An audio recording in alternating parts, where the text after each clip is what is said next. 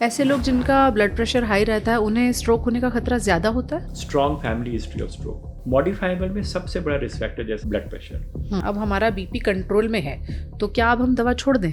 अगर आपका lifestyle measures होंगे टू कंट्रोल योर लाइफस्टाइल तो दवाइयाँ भी छूट जाओ। डे टू डे की ज़रूरत है वो है रात की नींद।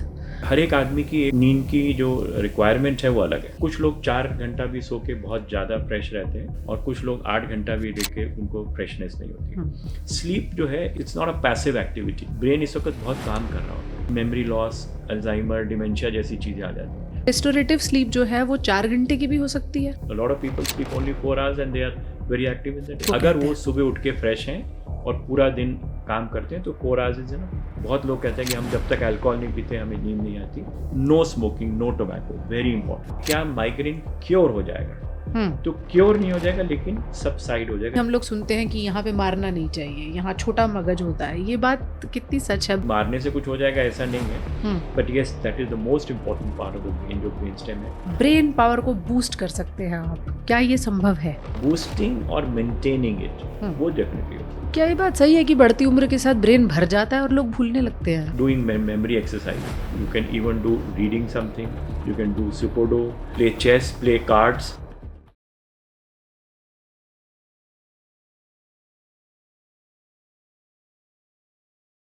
आज हम दिमाग की जटिल मुश्किलों को आसान करने के लिए पहुंचे हैं और आज हमारे साथ एक ऐसे डॉक्टर मौजूद हैं जिनकी अपॉइंटमेंट अगर आप भी कोशिश करेंगे तो समझ जाएंगे कि मुश्किल से मिलती है। अपोलो हॉस्पिटल से जुड़े हुए हैं न्यूरोलॉजिस्ट डॉक्टर विनीत सूरी। बहुत सारे लोग इनके नाम से वाकिफ़ हैं। आई एम श्योर हमारे बहुत सारे व्यूअर्स सोच रहे होंगे कि हाँ, हमने कोशिश की थी, टाइम नहीं मिला। सर, आपकी अपॉइंटमेंट अभी अगर मैं आपसे पूछूं एज यूजुअल अभी मैं ट्राई करूं तो कितनी देर में मिल जाएगी? नहीं मिल जाती है। अपॉइंटमेंट हमने 2 सिस्टम रखा है जी। एक तो है जो मतलब अपॉइंटमेंट रेगुलर अपॉइंटमेंट लेके आएंगे तो it may take 2-3 weeks. 2-3 weeks. But एक वॉक इन अपॉइंटमेंट हमने रखा है जहाँ हम कुछ ना पेशेंट्स को जिनको अर्जेंसी है उनको सेम डे बुला लेते हैं। सो पेशेंट्स कैन सी मी, ऐसा नहीं है, मतलब they have more waiting but I see them the same day. जो मेरी अंडरस्टैंडिंग है जिस तरह के आपके पास पेशेंट्स आते हैं, I am sure high profile patient से लेकर सारे मुश्किल केसेस, आपके लिए एज अ न्यूरोलॉजिस्ट कौन सा केस आप एज अ ब्रेन डॉक्टर मानते हैं कि ये वाला केस सबसे मुश्किल होता है? देखिए, we have to consider every case as very difficult because then only we really push our brain into it and try to help the patient. So her patient, क्योंकि जो patient बिल्कुल हल्का सा हेडेक करके भी आए उसके अंदर हो सकता है उसको कोई बहुत बड़ा ट्यूमर या कुछ हो। सो किसी भी सिम्टम को हम निगलेक्ट नहीं कर सकते। छोटे से छोटा भी अगर सिम्टम हो कि किसी को जरा सा फेस पे दर्द है या जरा सा हेडेक है तो सिम्टम चाहे कई बार बहुत छोटा लगता है लेकिन अंदर उसकी बीमारी बहुत बड़ी हो सकती है। सो आई थिंक एग्जामिन करने के बाद, इन्वेस्टिगेट करने के बाद पता चलता है, क्योंकि समटाइम द कॉमन हेडेक में also have something very serious inside. Right. So every patient should be taken into consideration with that care and हर एक का सिम्टम छोटा हो सकता है, अंदर बीमारी हो सकता है बड़ी हो। तो हेडेक और सिरदर्द को हम आपके लिए इन डेप्थ डिस्कस करेंगे। उससे पहले आपने कहा कि हल्का सा फेस में भी दर्द हो, वो भी कुछ इंडिकेट करता है। क्या इंडिकेशन हो सकता है अगर कोई हल्का फेशियल पेन लेकर आए? जैसे कई बार ट्राइजेमिनल न्यूरैल्जिया हो जाता है। मतलब ब्रेन की एक धमनी है जो चेहरे को सप्लाई करती है जी। उसको फिफ्थ नर्व बोलते हैं। अच्छा। तो ब्रेन में कई बार कोई ट्यूमर है, कोई खून की नाड़ी उसके साथ टच कर गई तो उससे भी कई बार बहुत ज़्यादा फेस पे पेन आता है। उसको ट्राइजेमिनल न्यूरैल्जिया बोलते हैं जी। ज़्यादातर लोगों को शुरू में ऐसा पता ही नहीं चलता कि क्या हो रहा है जी। और उनको लगता है कि शायद ये कोई दांत की प्रॉब्लम है तो दांत डेंटिस्ट के पास चले जाते हैं, एक दो दांत निकल जाते हैं, उसके बाद जाके फिर पता चलता है ये तो ब्रेन से ओरिजिन है जी। सो मतलब ये डॉक्टर ही जो न्यूरोलॉजिस्ट है वो आइडेंटिफाई करते हैं। तो सिम्टम्स में appear very very small. Trigeminal neuralgia आपने जो कहा उसका पेन आई हैव हर्ड बहुत ज्यादा खराब, लेबर पेन के अकॉर्डिंग के बराबर उसे माना जाता है। बहुत पेन होता है ट्राइजेमिनल न्यूरैल्जिया, क्योंकि वो पेन इतना सिवियर होता है और बोलने में, खाने में, ब्रश करने में वो बढ़ जाता है। तो it is a very very incapacitating pain and लेकिन उसका इलाज बहुत अच्छा है। अच्छा। मतलब कुछ दवाइयों से भी है और अगर दवाइयों का फेलियर होता है तो फिर जो नर्व है उसको सुन किया जा सकता है रेडिएशन से या फिर सर्जरी करके नर्व और उनको लीजन को सेपरेट कर दिया जाता है। कुछ लोग ऐसा मानते हैं बहुत लाइफ थ्रेटनिंग सर्जरी होती है इसलिए लोग सालों साल वही इंजेक्शन और दवा से उस पेन को कंट्रोल करते हैं। ये बात कितनी सच है? नहीं, ऐसा नहीं है, पर देखिए सर्जरी, ब्रेन सर्जरी तो सर्जरी है और अगर डिजीज इनॉक्वस है कि जो डिजीज का मतलब अंदर कोई इम्प्लीकेशन ज़्यादा नहीं है, सिर्फ पेन है और पेन अगर कंट्रोल कंजर्वेटिव मेजर से हो जाता है तो सर्जरी को अवॉइड ही करते हैं। अच्छा, लेकिन अगर करनी पड़े तो? नहीं तो सर्जरी करना कोई it is a posterior fossa surgery, मतलब थोड़ी सी डिफिकल्ट सर्जरी है, लेकिन ऐसा कोई लाइफ थ्रेटनिंग सर्जरी नहीं है। ओके, की जा सकती है ऐसा, आराम से मतलब की जा ऐसा नहीं है कि बहुत डिफिकल्ट सर्जरीज में नहीं, गिनी और जाती अब है। काफ़ी रेडिएशन से भी काफ़ी लाभ, कुछ टाइम तक लाभ हो जाता है, ऑल्दो कई बार कुछ पेशेंट्स को रिलैप्स हो जाता है, लेकिन रेडिएशन से भी नर्व को शांत किया जा सकता है, जिससे काफ़ी टाइम तक रिलीफ हो जाता है। फेस पर हल्का पेन आना क्या स्ट्रोक का भी इंडिकेशन हो सकता है? पेन नहीं, लेकिन फेस का टेढ़ा होना जो है, फेशियल एसिमेट्री, फेस एक तरफ को जाना, वो स्ट्रोक का इंडिकेटर है। स्ट्रोक के लिए क्यों बहुत बार क्या होता है, लोगों को पता ही नहीं चलता कि स्ट्रोक कैसे पहचानें। हम्म, तो एक निमोनिक है जिसको हम बी फास्ट बोलते हैं, जो नॉर्मल लोगों को याद रखना चाहिए। जी। बी का मतलब है sudden onset of balance problem, hmm, एकदम बैलेंस खराब हो गया। ई का मतलब है sudden onset of eye problem, एक आई की रोशनी चली गई या एक तरफ की रोशनी चली गई। हाँ, एफ का मतलब है फेशियल एसिमेट्री, चेहरा बिल्कुल एक तरफ को जा रहा है। जी। ए का मतलब है आर्म ड्रिफ्ट, अगर आप अपने दोनों हाथ आगे रखें और एक बाजू नीचे को गिर रही है, ड्रिफ्ट कर रही है, या एक आर्म की स्ट्रेंथ कम हो रही है। और एस का मतलब है स्लरिंग ऑफ स्पीच, या बोल ना पाना, जो आप एक्सप्रेस करना चाह रहे हैं वो ना एक्सप्रेस कर पाए। तो बी फास्ट अगर है, it is immediate time to rush to hospital, क्योंकि ये कुछ दवाइयाँ हैं जो टाइम लिमिटेड है। कुछ दवाइयाँ जो क्लॉट को खोल सकती हैं वो पहले 4.5 घंटे में दे सकते हैं। अच्छा। कुछ प्रोसीजर है जैसे मैकेनिकल थ्रोम्बोटॉमी, जिसमें क्लॉट को खोल के निकाल देते हैं बाय प्रोसीजर, जिसको मैकेनिकल थ्रोम्बोटॉमी, वो 6 घंटे तक कर सकते हैं। ओके। कुछ सिलेक्टेड पेशेंट्स में ये अब 24 घंटे तक भी कर सकते हैं, बट एट लार्ज इसकी विंडो जो है इंट्रावीनस इंजेक्शन की 4.5 घंटे और मैकेनिकल थ्रोम्बोटॉमी जो कैथेटर से पुल करते हैं 6 घंटे। अगर किसी पेशेंट को, स्ट्रोक के पेशेंट को, ये दोनों थेरेपीज में से ये थेरेपी दोनों में से जो भी उसको ज़रूरत है वो मिल जाए, तो पेशेंट की रिकवरी जो है बहुत अच्छी हो जाती है, उनकी डिसेबिलिटी बहुत कम हो जाती है। तो ये इनिशियल पीरियड जो है उसको लूज नहीं करना चाहिए, इसको हम बोलते हैं golden hours of stroke. Right. तो immediately recognise by the mnemonic be fast, और अगर है तो do not waste time getting a CT scan और an MRI at a center, rush to the nearest hospital which has the facility for stroke management. Right. तो ये बहुत important है, क्योंकि वो इनिशियल गोल्डन आवर्स हैं जहाँ ब्रेन डैमेज होता जा रहा है। अगर आप उस वेसल को इमीडिएटली खोल देते हैं तो वो डैमेज आपका रिवर्स भी हो सकता है और लिमिट भी हो जाएगा। ऐसे लोग जिनका ब्लड प्रेशर हाई रहता है उन्हें स्ट्रोक होने का खतरा ज़्यादा होता है? देखिए, वो तो रिस्क फैक्टर्स अलग अलग हैं जो स्ट्रोक के जी। जिसके अंदर कुछ तो जैसे जिनको हम बोलते हैं non modifiable risk factor. Non modifiable का मतलब आप चेंज ही नहीं कर सकते, वो तो एडवांसिंग एज, हर 10 साल पे, 40 साल के बाद हर 10 साल पे रिस्क बढ़ता जाएगा। Right. Strong family history of stroke, अगर किसी को फैमिली में है, ये तो नॉन मॉडिफाइबल हो गए। मॉडिफाइबल में सबसे बड़ा रिस्क फैक्टर, जैसा आपने बिल्कुल ठीक बोला, ब्लड प्रेशर। तो ब्लड प्रेशर कंट्रोल करना बहुत ही आवश्यक है। सेकंड है डायबिटीज़, अगर डायबिटीज़ है तो उसको कंट्रोल किया जाए। थर्ड है कोलेस्ट्रॉल, डिस्लिपिडीमिया, कोलेस्ट्रॉल लेवल्स को ठीक रखा जाए। फिर ओबेसिटी, मतलब जो वेस्ट लाइन है, जो बॉडी मास इंडेक्स है, वो 25 से नीचे रखा जाए, तो ओबेसिटी को रोका जाए। फिर एक और बड़ा रिस्क फैक्टर है सेडेंटरी लाइफ पैटर्न, कि बिल्कुल एक्सरसाइज ही नहीं करते, सारा टाइम बैठे हैं। तो थोड़ा सा regular exercise, even 30 to 45 minutes of exercise 4 to 2 times a week भी बहुत अच्छा। तो ये मुख्य, और एक स्मोकिंग नहीं करना है, टोबैको च्यू नहीं करना है, और अल्कोहल लेना है तो मॉडरेशन में।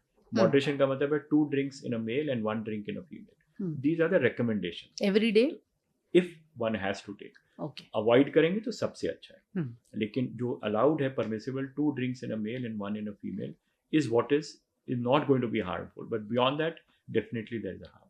सो ब्लड प्रेशर कंट्रोल करें, शुगर कंट्रोल करें, कोलेस्ट्रॉल कंट्रोल करें, ओबेसिटी, अपना बॉडी मास इंडेक्स ठीक करें, अपना डाइट अच्छा रखें, सेडेंटरी लाइफ पैटर्न को खत्म करके एक्सरसाइज करें, no smoking, no tobacco, very important, and alcohol either stop it or take it in very small limited doses जो रेकमेंडेड है। ये वो चीज़ें हैं जो आपको high blood pressure, brain stroke, इन खतरों से भी बचा सकती हैं, और भी बहुत सारी बीमारियों से बचाने के लिए यही चीज़ हार्ट के लिए भी है। बिल्कुल। अगर आप ये लाइफस्टाइल, ये मेजर्स करते हैं तो heart attack and brain attack दोनों से आप बचते हैं। जी। तो ये मतलब इट इज़ वेरी इंपॉर्टेंट कि ये, और ये छोटी छोटी चीज़ें हैं, मतलब they are not something very major. Blood pressure आप अपना चेक करके रखें, उसको मतलब अंडर कंट्रोल करें with medication and lifestyle. Lifestyle का मतलब वही, आप एक्सरसाइज करें, थोड़ा सॉल्ट लिमिट करें, और अपना दवाइयाँ नियम से लीजिए, तो आपका ब्लड प्रेशर कंट्रोल रहेगा। उसी तरह से शुगर है कि आप अपना डाइट कंट्रोल करें, वॉक करें, दवाइयाँ नियमित लीजिए। बिल्कुल। डॉक्टर साहब, हमसे बहुत लोगों ने ये सवाल पूछा कि हम ब्लड प्रेशर की दवाओं पे थे, अब हम रेगुलर दवा ले रहे हैं, अब हमारा बीपी कंट्रोल में है, तो क्या अब हम दवा छोड़ दें? नहीं, ऐसा नहीं है। देखिए, अगर जी। ब्लड प्रेशर या शुगर हम्म, आपका दवा के ऊपर कंट्रोल्ड है तो आप छोड़ेंगे तो डेफिनेटली वो बढ़ेगा। हम्म, वो डॉक्टर इमीडिएटली पहचान जाते हैं। अगर आप देखते हैं और लग रहा है कि ब्लड प्रेशर काफ़ी लो हो रहा है हम्म, तो वो दवाइयाँ आपकी कम कर देंगे। हम्म, और ऐसा भी, ये भी गलत धारणा है कि एक बार ब्लड प्रेशर हो गया तो अब मेरा लाइफ लॉन्ग दवाई जाएगा। अच्छा। लोगों को ये धारणा होती है कि अगर एक बार कोलेस्ट्रॉल की दवाई आपने शुरू कर दी तो अब हमेशा चलेगी। ऐसा नहीं है। अगर ओके। आपका लाइफस्टाइल मेजर्स होंगे, बाकी चीज़ें होंगी, तो blood pressure, sugar and even cholesterol drugs can be withdrawn provided that lifestyle measures are there and okay, you control your lifestyle, तो दवाइयाँ भी छूट जाती हैं। ये आपने बहुत उम्मीद दिया। ज्यादातर लोग मानते हैं कि बीपी की दवा लाइफ लॉन्ग चलती है। सब लोगों को जैसे ही दवाई लिखते हैं कोलेस्ट्रॉल की, उनको लगता है डॉक्टर साहब ये नहीं लिखिए क्योंकि इसके बाद ये तो एक बार लाइफ लॉन्ग शुरू हो जाएगा। हाँ, so some patients will need life long, ऐसा नहीं है सम, राइट। बट ऐसा नहीं है कि अगर एक बार शुरू हो गई तो अब you can not stop it. So with lifestyle measures, diet control, exercises, अगर आपका थोड़ा सा बॉडी का हैबिटस चेंज हो जाता है तो these drugs can be stopped. Doctor साहब, अब आते हैं एक ऐसी चीज़ पे जो डे टू डे की ज़रूरत है, वो है रात की नींद। लोगों को लगता है कि हाँ, ये तो लाइफ का हिस्सा है, सो जाते हैं, पर ज़्यादातर लोग ये शिकायत करते हैं कि हमारी नींद पूरी नहीं हुई या हम थके थके उठे। तो क्या वो घंटों के हिसाब से तय होगा कि उनकी नींद सेहतमंद है, या क्या क्राइटेरिया होना चाहिए अच्छी नींद के लिए? बहुत इंपॉर्टेंट सवाल है और आई थिंक नॉर्मल लोगों को, क्योंकि हर एक आदमी की एक नींद की जो रिक्वायरमेंट है वो अलग है। जी। कुछ लोग 4 घंटा भी सो के बहुत ज़्यादा फ्रेश रहते हैं हम्म, और कुछ लोग 8 घंटा भी लेके उनको फ्रेशनेस नहीं होती है। Hmm, the purpose of sleep is to have what is called as restorative sleep. Restorative sleep का मतलब है जब आप सुबह उठें तो आप फ्रेश हैं and you are active in the day और आपको दिन में नींद नहीं आती रहती है। हम्म, So the duration will definitely be varying person to person. On an average एक नींद का जो ड्यूरेशन है वो 6 से 8 घंटे की हम्म, रिक्वायरमेंट होती है। हम्म, और जो नींद के डिसऑर्डर्स होते हैं उनको हम दो तरह से मानते हैं। हम्म, एक तो है कि डिलेड इनिशिएशन, हम्म, कि डिलेड आप नींद के लिए बैठे हैं, लेटे हैं और नींद ही नहीं आ रही। ठीक है। दूसरा है कि नींद तो आ जाएगी लेकिन you can not maintain it. So there are disorders of initiation of sleep as well as disorders of maintenance of sleep. अच्छा, और कहीं में दोनों होंगे यानी कि सो गए सो पर फिर गए उठ गए। तो फिर बारी बारी उठ रहे हैं, फिर नींद नहीं आ रही। हाँ, कुछ लोगों को है कि जागे रहेंगे, बहुत लेट जाके नींद आएगी। जी। एंड आजकल तो ये बहुत ज़्यादा जो एक सर्केडियन रिदम एबनॉर्मलिटी है, जो बीपीओ वर्कर्स हैं वो तो उनका सर्केडियन रिदम ही रिवर्स्ड है। वो रात को पूरा रात काम करते हैं, दिन में सोते हैं। नाइट शिफ्ट सो वाले। all these definitely have a very very adverse effect on the brain. Hmm, sleep जो है is not only, it's not a passive activity. Brain इस वक्त बहुत काम कर रहा होता है अच्छा। और वो इस वक्त बहुत सब फाइलिंग कर रहा होता है, सब मेमोरी को फाइल कर रहा होता है और कुछ इम्पॉर्टेंट एबनॉर्मल केमिकल्स जैसे टाउ एंड अमाइलॉइड वगैरह उनको भी डिस्ट्रॉय कर रहा होता है।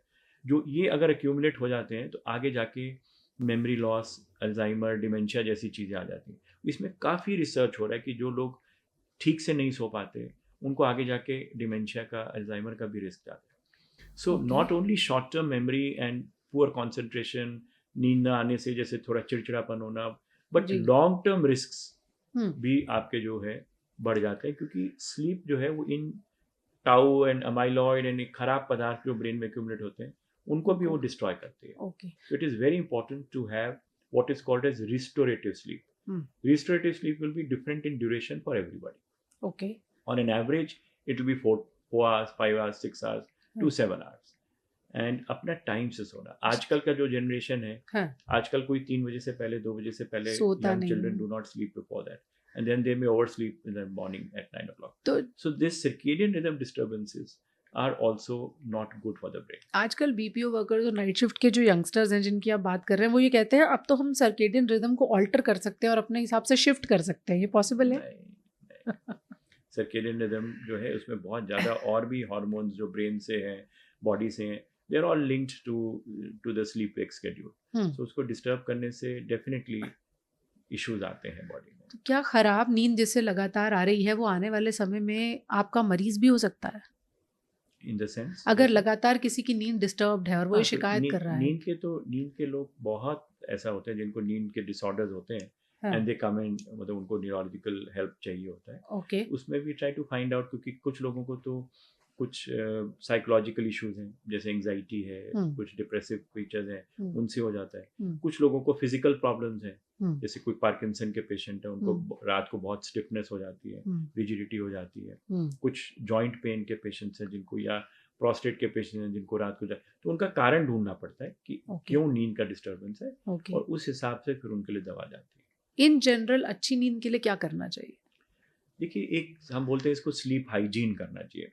एक स्लीप हाइजीन का मतलब है एक अपना रेगुलर टाइम रख लेना चाहिए कि इतने बजे सोना है। जी। और नींद के सोने के 1 घंटे के अंदर अंदर आपको कोई बहुत ज़्यादा इंटरेस्टिंग चीज़ें जैसे टेलीविज़न देख रहे हैं या कोई प्रोग्राम देख रहे हैं वो नहीं देखना चाहिए। Okay. And T and coffee के जैसे बेवरेजेस जो हैं उस वक़्त स्लीप टाइम पे थोड़ा अवॉइड करना चाहिए। ओके। तो थोड़ा स्लीप हाइजीन मतलब एक अपना रेगुलर टाइम रखिए सोने का। and try not to do too much of exercise or any very interesting television or other things which can disturb your sleep. हाँ. and थोड़ा जो टी कॉफ़ी इस तरह के बेवरेजेस हैं वो अवॉइड करें। हाँ. लोगों को लगता है कि अल्कोहल से नींद इम्प्रूव हो जाती है। जी, हम सो जाते अल्कोहल हैं। से बहुत लोग कहते हैं कि हम जब तक अल्कोहल नहीं पीते हमें नींद नहीं आती। Alcohol actually disturbs the quality of sleep. अच्छा। so even though the quantity may be more, लोग सो जाएं लेकिन उनकी क्वालिटी ऑफ स्लीप जो है वो खराब होती है। So it is not a restorative sleep. So alcohol is not recommended for कि जो लोग कहते हैं कि हम अल्कोहल स्लीप के लिए लेते हैं, इट्स अ रॉन्ग थिंग। कुछ लोग ये भी कहते हैं कि नींद की गोली लें उससे अच्छा है अल्कोहल ले लें। गलत है, गलत है। स्लीप के भी जो डिसऑर्डर्स हैं उसके लिए अलग अलग तरह की दवाइयाँ हैं। कुछ प्योर हिप्नोटिक्स हैं जो सिर्फ नींद के लिए हैं, जो सिर्फ सुलाती हैं आपको। सिर्फ नींद के लिए। कुछ लोगों को एंग्जाइटी है तो उनको एंग्जाइटी की दवाई दी जाएगी ताकि उनकी एंग्जाइटी कम हो के उनको नेचुरल स्लीप आए। So all this will be decided by the treating physician जो डिसाइड कर सकते हैं कि इनके लिए कौन सी दवाई है। And alcohol is not the answer because it definitely disturbs the quality of sleep. जब आप क्वालिटी ऑफ स्लीप की बात कर रहे हैं तो उससे क्या मतलब है? जैसे किसी ने 1 पैग 2 पैग लिए, उसको लगता है अब मैं सो जाऊंगा, आई विल डोज ऑफ, तो क्या जब वो सो रहा है उस दौरान कुछ प्रॉब्लम होगी उसको? देखिए, स्लीप के ना कुछ साइकिल्स होते हैं, मतलब stage 1, stage 2, stage 3, stage 4 REM, हर 90 मिनट में एक साइकिल आता है। तो अल्कोहल जो है ये इस साइकिल को डिस्टर्ब कर देता है, तो आपकी क्वालिटी ऑफ स्लीप अच्छी नहीं होती है। ओके, तो मतलब आप सो जाएं चाहे 8 घंटा, हाँ, लेकिन जो एक फंक्शन ऑफ स्लीप है हाँ, वो पूरा नहीं हो पाता है ठीक से। यानी जब हम सो रहे हैं तब दिमाग हमारा काम कर रहा है, वो उसके काम का समय है या रेस्ट का समय है? या जो उसने काम करने हैं, रिपेयरिंग, मेमोरी को अलॉट करना, सब जगह करना, डैमेज्ड मतलब जो डैमेज केमिकल्स बन रहे हैं उनको ख़त्म करना, वो सब ठीक से नहीं कर पाएगा। और रेस्टोरेटिव स्लीप जो है वो 4 घंटे की भी हो सकती है? बिल्कुल, a lot of people sleep only 4 hours and they are very active in the day. लेकिन तसल्ली बख्श सोए, हाँ, उसको अगर कहते वो हैं। सुबह उठ के फ्रेश हैं और पूरा दिन काम करते हैं तो 4 hours इज इनफ। योगी को आती होगी ऐसी नींद? ड्यूरेशन ऑफ स्लीप को नहीं देखना, रिस्टोरेटिव क्वालिटी ऑफ स्लीप को देखना। ऐसी नींद तो डॉक्टर साहब किसी योगी को ही आती होगी जो योगा करके सो जाता हो। आम आदमी को 4 घंटे में तसल्ली बख्श नींद आए, ऐसे लोग हैं धरती पर? हाँ, बहुत लोग हैं। अच्छा, चलिए अब अगला सवाल इससे जुड़ा हुआ है। सिर दर्द जो लोगों को बड़ा कॉमन लगता है कि आता रहता है, जाता रहता है, कब से रेस्टोरेटिव स्लीप जो है वो 4 घंटे की भी हो सकती है? बिल्कुल, a lot of people sleep only 4 hours and they are very active in the day. लेकिन तसल्ली बख्श सोए, हाँ, उसको अगर कहते वो हैं। सुबह उठ के फ्रेश हैं और पूरा दिन काम करते हैं तो 4 hours इज इनफ। तरह से डिवाइड करते हैं, एक बोलते हैं प्राइमरी हेडेक, एक बोलते हैं सेकेंडरी हेडेक। प्राइमरी हेडेक का मतलब है कि ऐसी हेडेक है जो अंदर एक हेडेक की ही बीमारी है। अच्छा, उसमें मुख्य तौर पे migraine and tension type headache दो तरह से यानी होते हैं। हेडेक अपने आप में एक बीमारी है? हाँ, हेडेक अपने आप में एक बीमारी है। और अगर जैसे किसी को माइग्रेन है तो उसको कैसे पहचाना जाए? माइग्रेन में भी अलग अलग वैरायटीज है, but let's not go into that. But broadly अगर हम देखें तो जो प्राइमरी हेडेक्स हैं वो एक माइग्रेन है और एक टेंशन टाइप हेडेक है। माइग्रेन हेडेक में धीरे धीरे हेडेक बढ़ता है, we call it as a crescendo headache. धीरे धीरे बढ़ के फिर वो थ्रॉबिंग करता है। थ्रॉबिंग के साथ कुछ एसोसिएटेड सिम्टम्स होते हैं, जैसे डिसलाइकिंग फॉर लाइट है, डिसलाइकिंग फॉर साउंड है, नॉजिया है, वॉमिटिंग है। और सर्टेन ट्रिगर फैक्टर्स है कि अगर आप धूप में जाएं, आपने खाना अपना लेट कर दिया, स्ट्रॉन्ग स्मेल्स हैं, लेडीज में हार्मोन पीरियड्स के टाइम पे है, तो इन सब सिचुएशन, या 2-3 दिन नींद पूरी नहीं हुई, अगर ये ट्रिगर फैक्टर है और उसके बाद सिवियर थ्रॉबिंग हेडेक है with nausea, vomiting, disliking for light and sound, और गोली खा के या नींद लेके वो हेडेक चला जाता है, तो this is likely to be migraine. अच्छा, माइग्रेन में भी एक जो कॉमन माइग्रेन बोलते हैं जो सब लोगों को होता है, कुछ लोगों को न्यूरोजेनिक माइग्रेन होता है जिसमें हेडेक शुरू होने से पहले उनको कभी कभी फ्लैशेस ऑफ लाइट दिखते हैं। अच्छा, कभी कभी अंधेरा लगता है एक साइड पे, जो धीरे धीरे बढ़ता है, उसके बाद हेडेक आता है। ओके, तो हेडेक, माइग्रेन एक ऐसा हेडेक है जो सालों साल से चल रहा हो, और इसके लिए भी बहुत अच्छे ट्रीटमेंट ऑप्शंस हैं जिससे कि हेडेक उसी पर आने वाली थी। लोगों को लगता था माइग्रेन का कोई इलाज नहीं है। नहीं, ऐसा नहीं है। माइग्रेन सब ये पूछते हैं कि क्या माइग्रेन क्योर हो जाएगा, तो क्योर नहीं हो जाएगा लेकिन सबसाइड हो जाएगा, इन द सेंस अगर माइग्रेन, अगर आपको माइल्ड हेडेक जो महीने में 2 से 3 बार हो रहा है और यूजुअल मेडिकेशन को रिस्पॉन्ड कर रहा है, तो that is well controlled migraine.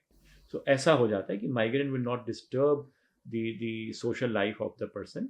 महीने में लेस देन 4 एपिसोड्स अगर होते हैं एंड यूजुअल मेडिकेशन को रिस्पॉन्ड करते हैं, तो we call that as controlled migraine. Okay. दूसरा फिर बहुत इंपॉर्टेंट है टेंशन पेन. जी, टेंशन से आता है क्या? टेंशन पेन एक्चुअली हम जो बोलते हैं वो मसल टेंशन पेन. जो हमारे स्कैल्प के मसल्स हैं उनमें टेंशन होने से थोड़ा मसल से पेन आता है. तो ये जो है this is like a cap on the head kind of a pain. ऐसा लगता है कि जैसे कुछ सर पे रखा हुआ है, बंधा हुआ है. क्यों आता है वो यूजुअली एक्सेसिव मेंटल वर्क से भी आ सकता है. अच्छा. उसमें क्योंकि स्कैल्प के मसल्स थोड़े ओवर कॉन्ट्रैक्ट करते हैं. टिपिकल एग्जांपल है जैसे बच्चे एग्जाम के लिए पढ़ते हैं, तो बहुत 18 घंटे जब दे आर स्टडीइंग, सो उनके एकदम हेडेक हो जाते हैं. That's a typical tension. It's not tension of exams. It's a tension which is in the muscles because muscles में थोड़ा lactic acid deposit हो रहा है by excessive contraction. People who are worried or who are doing a lot of work, mental work, उनको भी tension headache आ जाता है. और anxiety और depression से तो आ ही जाता है. इसके फीचर जो होते हैं, ये नॉन थ्रॉबिंग होता है. अच्छा. ये स्ट्रेचिंग टाइप का होता है, पुलिंग टाइप का होता है. कभी कभी ऐसा लगता है सुइयां चुभ रही हैं, पूरे स्कैल्प पे हो सकता है, एक छोटी सी जगह पे हो सकता है. इसमें सर दबाने से आराम आता है. हाँ? इसमें अगर इसमें थोड़ा सा मसाज करने से, क्योंकि लैक्टिक एसिड वॉश आउट हो जाता है, तो लाइट मसाज से फर्क आ जाता है. तो ये तो हो गए प्राइमरी हेडेक, ये लंबे टाइम से चलते हैं. अच्छा. दूसरा इंपॉर्टेंट है सेकेंडरी हेडेक. जी. सेकेंडरी हेडेक है जहाँ ब्रेन में जैसे कोई ट्यूमर है, ब्रेन में कोई इंजरी हो गई तो जैसे सबड्यूरल हीमाटोमा हो गया, ब्रेन में कोई इन्फेक्शन आ गई तो हो गया. तो ये वाले हेडेक्स जो होते हैं ये बहुत वरीसम होते हैं. तो हाउ टू आइडेंटिफाई. सो अगर एक यूजुअल हेडेक चल रहा है किसी को, तो अगर कभी पैटर्न ऑफ हेडेक चेंज हो गया, there is a sudden change in pattern of headache, पहले ऐसा था अब चेंज हो गया, take a consultation. Okay. Second, any headache which is associated with neurological symptoms. अच्छा. कि हेडेक हुआ, साथ में आंख की रोशनी चली गई, या डबल डबल दिखना लग गया, या एक हाथ एक पैर में झंझनाहट आके हाथ पैर थोड़ा वीक हो गया. So any headache with neurological symptoms has to be seen. Any thunderclap headache, जो एकदम sudden headache with peak in 1 minute, मतलब एकदम 1 मिनट में तेजी से पहुंच गया, इतना तेज हुआ कि मैक्सिमम हेडेक जो जिसको बोलते हैं विद इन 1 मिनट हो गया, और उसमें वॉमिटिंग हो गई या ट्रांजिएंट लॉस ऑफ कॉन्शियसनेस हो गया. ये एक बहुत तरह की, कई बार ब्लड वेसल रप्चर को इंडिकेट कर सकता है. सो अगर कोई न्यूरोलॉजिकल सिम्टम्स हैं हेडेक के साथ, थंडरक्लैप हेडेक है जो 1 मिनट में बढ़ के वॉमिटिंग हो जाए या चेंज ऑफ पैटर्न हो जाए, तो ये हेडेक्स ऐसे हैं जिनके लिए ज़रूर डॉक्टर को दिखाना चाहिए. या फिर कोई हेडेक है जो साथ में फीवर आ गया और सिस्टमिक फीचर्स हैं, हेडेक के साथ वेट लॉस हो रहा है, बुखार आ रहा है, तो ये हेडेक जो है उसके लिए तो जरूर डॉक्टर के साथ परामर्श. सेकेंडरी हेडेक जिसकी आप बात कर रहे हैं, वो ऐसा नहीं होता होगा कि ऑफ एंड ऑन आता रहा, वो फिर कोई एक सर्टेन एपिसोड्स होंगे ना, वो तो एक इवेंट हुआ जी, ब्रेन में इंजरी हुई, सबड्यूरल हीमाटोमा हुआ तो सर दर्द हो गया. सबड्यूरल हीमाटोमा यानी कोई ब्लीडिंग हो गई. चलते रहते हैं.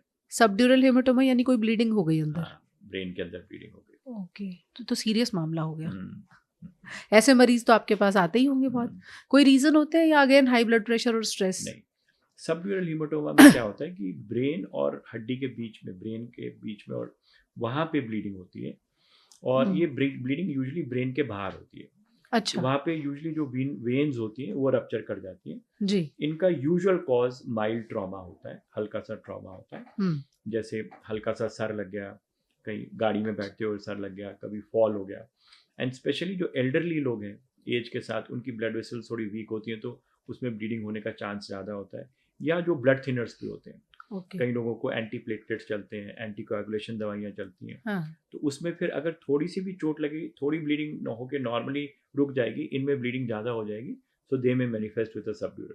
सो पेशेंट्स जो ब्लड थिनर ले रहे हैं उनको माइनर ट्रॉमा से भी कई बार सबड्यूरल हीमाटोमा हो जाता है. यानी ये जरूरी नहीं है कि सर जोर से किसी चीज से टकराया, हल्के से भी हल्का सा गाड़ी में बैठते हुए you can hit your head on the door, या बेड में लेटते वक्त आपका एकदम पीछे बेड पे लग गया, या तो minor trauma, specially if you are elderly or if you are on blood thinners, तो minor trauma can also. Okay. इससे मुझे याद आया, लोकली हम लोग सुनते हैं कि यहाँ पे मारना नहीं चाहिए, यहाँ छोटा मगज होता है, ये बात कितनी सच है? ब्रेन का कोई एक हिस्सा है जो बहुत सेंसिटिव देखिए, है? एक टॉप ब्रेन होता है जिसको मतलब मेन जो सेरिब्रम होता है, जी। मतलब, और एक नीचे ब्रेन स्टेम होता है। हम्म, तो ब्रेन स्टेम, हाँ, यहाँ नीचे की तरफ रहता है। बट जी। ऐसा नहीं है कि वहाँ मारने से, because nature has protected it with a good skull. Right. तो ऐसा कुछ मारने से कुछ हो जाएगा ऐसा नहीं है। Hmm. But yes, that is the most important part of the brain, जो ब्रेन स्टेम है, क्योंकि सारा रेस्पिरेशन, हार्ट रेट, सब कंट्रोल वहाँ पे रहता है। और सारा टॉप ओके। ब्रेन जितना है वो कॉन्सेंट्रेटेड उतने छोटे ब्रेन में रहता है। So it's a very very important part of the brain. हाँ। उसमें सारा लाइफ सपोर्ट सिस्टम वहाँ ही है, कंट्रोल ऑफ रेस्पिरेशन, कंट्रोल। लेकिन इट इज़ एडिक्वेटली प्रोटेक्टेड। ऐसा नहीं है कि किसी ने ऐसा मार दिया तो ब्रेन स्टेम इंजरी हो जाएगी, बट यस, ध्यान रखना चाहिए। हाँ। तो ऐसा कुछ है कि कोई डेलिबरेट अटेम्प्ट करें कि इसको बचा के रखें? ऐसा कुछ नहीं नहीं? नहीं, ऐसा कुछ नहीं। ऐसा नेचर कुछ हैज नहीं। Already protected it. राइट। तो डरने की बात नहीं है, लेकिन हेड इंजरी से ऐसे भी बचने की ज़रूरत होती है, चाहे वो यहाँ हो या पीछे हो। जैसा डॉक्टर साहब बता रहे हैं कि पीछे का हिस्सा थोड़ा सेंसिटिव होता है, हालांकि प्रोटेक्टेड होता है, फिर भी आप अपना ख्याल रखें तो बहुत अच्छा है। डॉक्टर साहब, एक टर्म हम लोगों ने ऑफ लेट सुनी, ब्रेन फॉगिंग। कोविड के बाद ये टर्म बहुत ज़्यादा पॉपुलर हुई। क्या होती है और क्यों होती है brain fogging?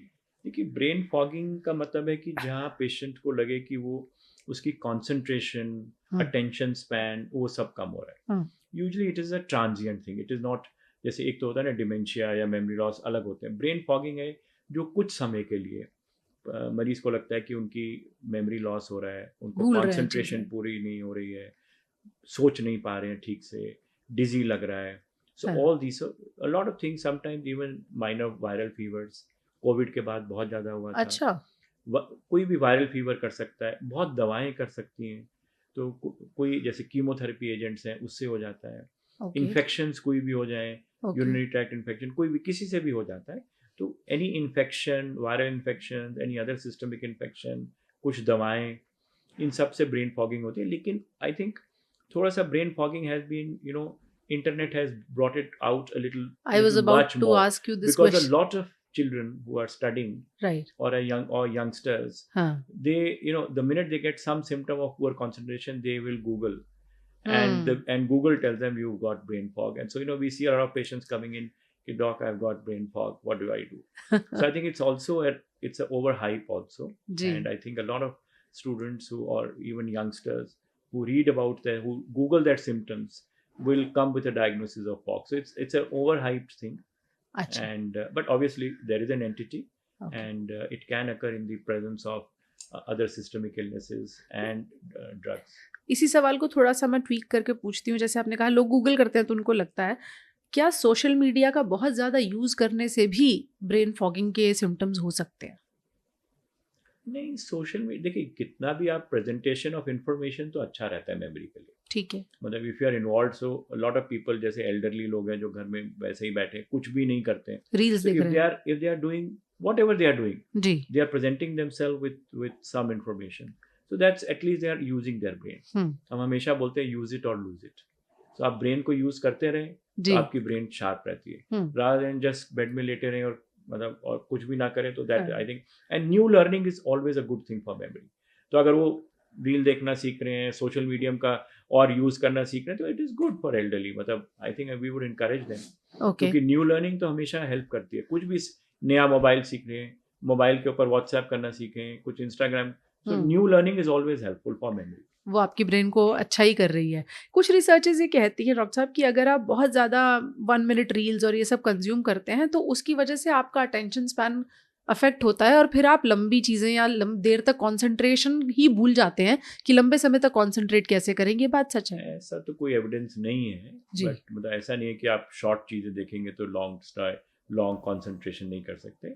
That I don't think is true. But obviously ये जो short, we see a lot of young children who are just, they are only going to eat only when they see reels, जी। so I think these are things which are not good. हाँ। And screen time जो है सबका limited होना चाहिए, especially for younger children. And one uses a formula, मतलब not more than 4 hours including all screen time, which means mobile, television, laptops, because lot of children are studying on school के उनका पढ़ाई laptop पे होता है। So then they are using a lot of that as well. So screen time तो उनका बहुत ज़्यादा चला जाता है। जी। So you have to cut down the screen time. for children. अब एक $1 million क्वेश्चन जिसको लेकर बहुत पॉडकास्ट हुए हैं, ब्रेन पावर को बूस्ट कर सकते हैं आप, क्या ये संभव है? देखिए, ब्रेन पावर बूस्टिंग और मेंटेनिंग इट एंड इम्प्रूविंग, वो डेफिनेटली हो सकता है. Boosting probably may be a wrong word, but definitely you can improve your memory function. तो ये सब पूछते हैं कि हम डॉक्टर साहब एज वी आर एजिंग हमारा मेमोरी लॉस हो रहा है, what should we do, how can we improve our memory. हमारा धीरे धीरे हम भूल रहे हैं, हम ये भूल रहे हैं, हम वो भूल रहे हैं, तो how can we improve memory. क्या ये बात सही है कि बढ़ती उम्र के साथ ब्रेन भर जाता है और लोग भूलने लगते हैं? मैं भी भूलने लगी हूँ. देखिए क्या है, एक there is an entity called as age related memory impairment. जी. So as one ages there is a little bit of a memory loss, but that memory loss will not impair day to day functioning. But आप अपने आप को compare करेंगे पिछले 5 साल से, तो आपको लगेगा कि मैं थोड़ा सा भूलूं जितना पहले मुझे. ऐसा लगता है अब हम उतना स्टोर नहीं कर पाते. एज रिलेटेड मेमोरी इम्पेयरमेंट में आप अपने आप को कंपेयर करेंगे अपने पुराने टाइम से, maybe 5 years behind, then you'll realize I could remember all of that, now I can't. Ji. So age related is usually not disabling, but you will find that you're not as good as you were earlier, but you can function very well. इससे ऊपर एक stage होता है जिसको बोलते हैं mild cognitive impairment. अच्छा. वो पैथोलॉजिकल है, मतलब that is a disorder where it can be एक मोडालिटी में होगा, या मेमोरी में होगा या नॉन एमनेसिक MCI होता है. मेमोरी में यहाँ होगा कि इतना ज़्यादा मेमोरी होगा कि it is not like a normal age. आप अपनी गाड़ी लेके मार्केट में गए, आपने वहाँ गाड़ी पार्क करी, you are walk back or taken a scooter back or a taxi back home and you are searching for your car. इस तरह का अगर कुछ मेमोरी लॉस हो रहा है, that is not age related, that is something which is more pathological. But अगर वो ऐसा होता है लोगों को, वो जब बीमारी होता है तो. सो ये एक एज रिलेटेड मेमोरी इम्पेयरमेंट है, एक डिमेंशिया है. उसके बीच वाली स्टेज है जो ये मैं बता रहा हूँ, जो माइल्ड कोग्निटिव इम्पेयरमेंट है, जहाँ सिंगल मोडालिटी लॉस है, but patients are able to, they don't have much disability. अच्छा. इसके ऊपर फिर डिमेंशिया है. डिमेंशिया में मल्टी मोडालिटी लॉस है, मेमोरी भी, abstract thinking, judgement, executive function, मतलब बहुत चीज़ों का लॉस है. और उसमें फिर जो है डे टू डे एक्टिविटीज में डिसेबिलिटी बहुत है. सो सबसे हल्का जो नॉर्मल है सब लोगों को एज रिलेटेड मेमोरी इम्पेयरमेंट, कुछ लोगों को एमनेसिक MCI, माइल्ड कोग्निटिव इम्पेयरमेंट, जहाँ मेमोरी लॉस काफी सिवियर है एंड एबनॉर्मल स्टेज पे है, बट एक मोडालिटी का ही है, सिर्फ मेमोरी का है, बाकी सब चीजें वो कर लेते हैं. अच्छा. और डिमेंशिया है जहाँ मल्टीपल मोडालिटीज हैं, मतलब आप एग्जीक्यूटिव फंक्शन लॉस है, आप मेमोरी भी लॉस है, एब्स्ट्रैक्ट थिंकिंग, जजमेंट, सब चीजें इफेक्ट हो गई, वो डिमेंशिया है. तो ये स्टेजेस ऑफ मेमोरी लॉस है. इसमें से कौन सी चीज़ है जिसको ठीक किया जा सकता है? इसमें देखिए, एज रिलेटेड मेमोरी इम्पेयरमेंट को आप इम्प्रूव कर सकते हो. कैसे? और माइल्ड कोग्निटिव इम्पेयरमेंट, दवाइयों का जो रोल है वो माइल्ड कोग्निटिव इम्पेयरमेंट, लेकिन एज रिलेटेड सबसे इंपॉर्टेंट है, how can you improve your memory. उसमें I would tell you a mnemonic called MEDS, MEDDS. M is doing memory exercises. वो क्या होती है? अब मेमोरी एक्सरसाइज कुछ भी हो सकता है. You can even do reading something, you can do sudoku, you can even do play chess, play cards. जो elderly लोग सब bridge खेलते हैं, cards खेलते हैं, I think that is a very good. वो मेमोरी बढ़ाते हैं because you are chess using your memory brain, बढ़ाती है, you are using your brain. और वो जो puzzles आते हैं न्यूज़पेपर में, so any kind of a memory exercise. so अगर आप cards खेल रहे हैं तो it is a good, you are doing it playfully, you are enjoying it, but you are calculating and you are using your brain. आपको अपने पत्ते याद रखने पड़ेंगे. Memory exercise is very good. New learning, नई नई चीजें सीखें, कोई म्यूजिकल इंस्ट्रूमेंट, कोई नया फोन, कोई नया लैपटॉप, कुछ. तो new learning is very helpful. M से मेमोरी, E से physical exercise. So 30 to 50 minutes or 30 to 45 minutes of regular physical exercise at least 4 times to 5 times a week is extremely helpful. तो कोई brain की special exercise होती है या कोई भी एक्सरसाइज? आप वॉकिंग करिए. अच्छा. वॉकिंग करिए, मतलब just exercise, physical exercise, cardio exercise. Then D से डाइट. आपको अपना डाइट में you have to cut down on alcohol, you have to cut down on smoking, you have to cut down on if there is any drugs which sometimes children take. And then you should try. अब ये पूछते हैं what are the good foods for memory, which is I think everybody asks. So there are no good foods, but definitely taking vitamin B12, taking omega-3 rich foods help. So omega-3 rich food जैसे कुछ तो fish से मिलता है जी, लेकिन vegetarians के लिए भी वॉलनट है, सोयाबीन है, इन सब में भी चिया सीड्स हैं जी, इन सब में भी ओमेगा 3 मिलता है. Omega 3 is very good for retina and brain. So omega 3 rich food ले सकते हैं. And basically it's not which food you should take, which food you should avoid. Alcohol, smoking, ये सब आपको अवॉइड करना चाहिए. हेल्दी डाइट लेना चाहिए, ग्रीन लीफीज लेना चाहिए, फ्रूट्स लेना चाहिए. ऑयल जो है मतलब पॉली अनसैचुरेटेड फैट्स लेने चाहिए. Then MED and then S, आपको स्लीप अपना बिल्कुल अच्छा रखना चाहिए. सो स्लीप जैसा मैंने बताया, रिस्टोरेटिव स्लीप आपको जरूर रखना चाहिए मेमोरी के. And another S is then stress management. तो एंग्जाइटी अगर है बहुत ज़्यादा, डिप्रेशन है, तो उसके लिए चाहे दवाई लीजिए जो करे. So if you take care of meds, you are definitely going to improve memory. तो आज से शुरू कीजिए, आप कोई भी नई चीज़ सीख सकते हैं, चाहे वो टेक्नोलॉजी हो, चाहे वो म्यूज़िक हो, चाहे वो कार्ड्स की कोई नई गेम हो, और फिर देखिए आपकी मेमोरी किस तरह से इम्प्रूव होती है. ना हो तो doctor Vineet Suri Apollo hospital में मौजूद हैं, आप इनके पास आ सकते हैं. पर ये पॉडकास्ट हमने इसी मकसद से किया है कि आपको डॉक्टर्स की ज़रूरत कम से कम पड़े. Thank you so much doctor साहब, आपने बहुत सारी इंसाइट दी है, right from headaches to dementia. कोशिश करेंगे कि लोग इससे काफ़ी कुछ सीख पाएँ जो आप तक नहीं आ पाते, स्पेशली वो. Thank you so much sir.